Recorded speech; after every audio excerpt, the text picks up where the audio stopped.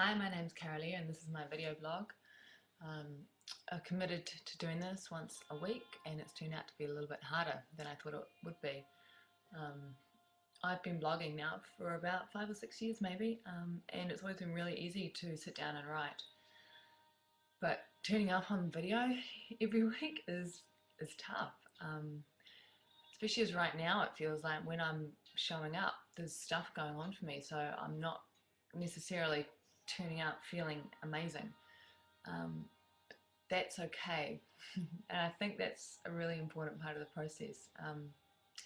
So one of the interesting things about yoga is when you start to practice yoga, it feels really good. We know that, you come out of class and you feel amazing, you feel clear and you feel grounded and you feel present. You're like, yeah, I want some more of that, and that's fantastic. So we keep going back and we keep going back. But one of the other interesting things about practicing yoga is that you can't keep practicing without having to face your shit. And that's when it can get really tough, because a lot of us have got a lot of shit that we've buried away in the bottom of our psyche, down in the basement of the house. And we don't want to look at that stuff because some of it is not very nice. Some of it might have been hanging around from childhood, some might be from our early 20s. I mean, it depends how old we are, right? But when you practice yoga, it's like peeling the layers back, the masks come off and the identities fall away. And because you're changing your musculoskeletal system, all the places where you've been holding emotion and mental holding patterns, I guess you could say, they start to shift and they start to come up. So it's not uncommon for students to suddenly find themselves sobbing on their yoga mat and have no idea why. Or laughing uncontrollably, same thing, and have no idea why. And this is the process of yoga. It starts to peel us back so that we can actually face the things that we weren't strong enough to face all those years ago, maybe when we were a child or a little bit older. So sometimes life gets harder and sometimes we don't want to face stuff. We go to yoga to make ourselves feel good, not because we've got more stuff to face. It's like, oh man. But it's unavoidable. It really is unavoidable. And one thing I've noticed for years and years and years, when I used to show up to my yoga mat, I would have this serious resistance to getting on the mat. And the only reason that I probably practiced as much as I did, which was every day, was because I'd started teaching. And I felt honor bound to my students that in order to be a really good teacher, a teacher at all, I had to practice every day, because otherwise I had nothing to teach from. So the fact that I was teaching yoga meant that even though I had this serious resistance to practicing show up, I would get on my mat. And invariably on those days, I would just cry. I would, the resistance, the strength of the resistance would sort of give me an idea as to how many tears needed to be shed. So when I felt resistance, I'm like, okay, all right. First I would resist. I'm like, I don't want to practice. But it wouldn't go away and it would still be there. And finally I realized that I'm feeling resistance. I got to move toward it. I've just got to dive in there and face what needs facing. And when I made that shift and started to do that, what I discovered was, yeah, I'd cry, and the crying often would be really awful. Crying is usually not very pleasant. But after I'd cried and after all that stuff was let go, there was this enormous sense of relief. Like when a big storm comes through and the air is just sparkly and shiny and clear. And that's when I realized that actually, okay, there is a process that is unfolding here. And if I can meet the process, I will actually decrease the amount of suffering that I'm experiencing around the process. Smart, eh?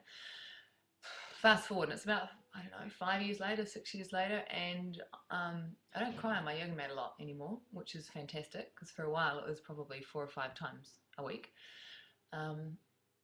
But there's still this process of shedding layers, and what will happen is I'll start to feel not so good about life, and maybe I'll start to feel emotional, and I won't necessarily know what it's about. And that's what happened this week. Just to give you a direct example, came home from Christchurch where I taught an amazing workshop, really awesome people, really enjoyed it, saw my sister, which was great, her partner Davey. Came home and just felt sad, and then felt depressed, and I haven't felt depressed in a while. And so for the first 2 or 3 days of this, with me breaking into tears for no apparent reason and just feeling not great, my mind went crazy trying to figure out what's going on? What's happening? What's this about? Why am I sad? And I would just watch it, and I would just like try and create these stories and figure this out and what's going on and blah, blah, blah, blah. I mean, you think I'd have learned by now. Because all of this mental stuff was adding another layer of suffering to my experience.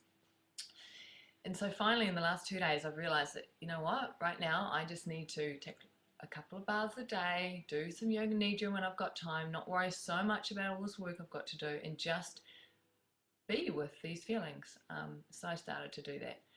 And today, after yoga nidra, I just lay in my bed and stared at the ceiling for probably about half an hour and just watched my mind and was like, okay, it doesn't matter that I'm feeling this way right now. It's okay to feel this way. It's okay to feel this way. And just sat with it, the feeling.